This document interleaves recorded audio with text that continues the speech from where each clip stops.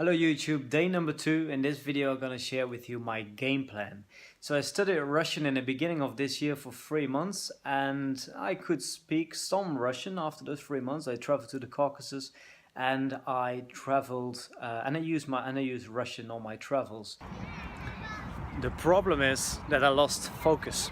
It worked pretty well, people understood me, but it was very basic communication and I'm not very confident in Russian. So my goal is to be able to have real conversation in Russian because I haven't reached that level yet.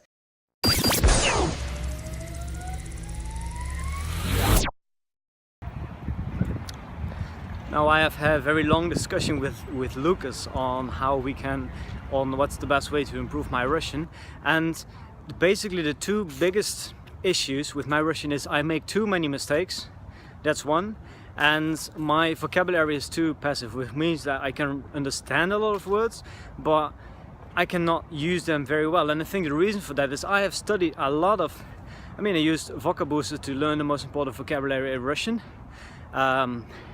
First with the PDFs and audio, later with Anki. So, I know the words, but I find it really difficult to translate English sentences. Well, I find it basically difficult to say things in Russian because my vocabulary is too passive. And I think the reason for that is that I didn't use the words that I learned. I was only learning, I was not speaking, and I'm going to change that during my stay here in Ukraine. So how am I going to improve my Russian? Well, I'm basically going to do two things. The first thing is that I'm going to revise most important vocabulary on Anki, just as I did with Thai.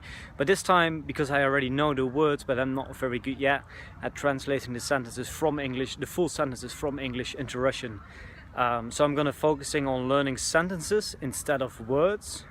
We'll be doing that 30 minutes per day, just on my phone.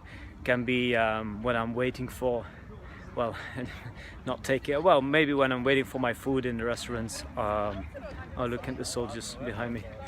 I hope everything is safe here. Yeah, so Anki, that's one thing. Translating sentences and not only the words. And then I will take 3 or 4 classes per week. I'm gonna do that. Well, in the beginning I'm going to do that with Lucas because Lucas knows very well at what level I am, and he is also very good with drills. We're gonna focus on drills. He's gonna drill me. Lucas has prepared hundreds and hundreds of sentences which he's got in English, and he's gonna let me translate all these sentences in English. The sentences start really easily with basic vocabulary, but then they get more and more difficult over time. It's basically what Michel Thomas also did, but we have made our own.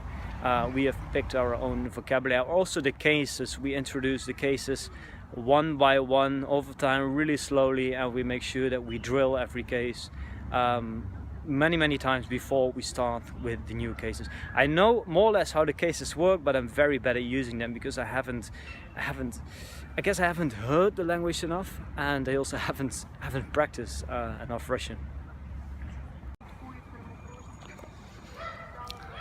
So the plan is to spend 1 hour per day on Russian. Many people think that I'm on a holiday all year long. Actually, I also have to work. We have the translation business and Language Boost, of course. So I can only make, at this moment, I can only make 1 hour every day to focus on Russian. I try to speak Russian with the people with the waiters, and they most of the time they reply in Ukrainian. So it's really important to tell them that you don't speak any Ukrainian in the beginning.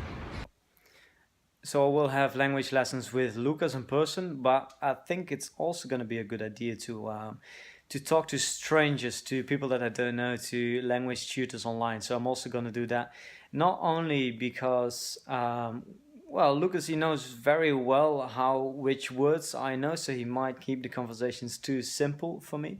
I think in order to gain confidence in the language, it's good to speak to as many different people as possible. So I'm also going to talk to, I'm also going to have online lessons in which I'm going to have random conversations with people that I don't know. It's very important that they are aware of what my current level is and my learning goals, and therefore we have the following. And this is the form that we use at Language Boost. We basically ask our students what their current level is, and also what their learning goals are, what their interests are, what things they like to do or discuss during their classes. So I'm gonna make sure that I fill out this form before I start with my language classes, and I send the results to my tutors in order to make sure that he or she understands my learning goals.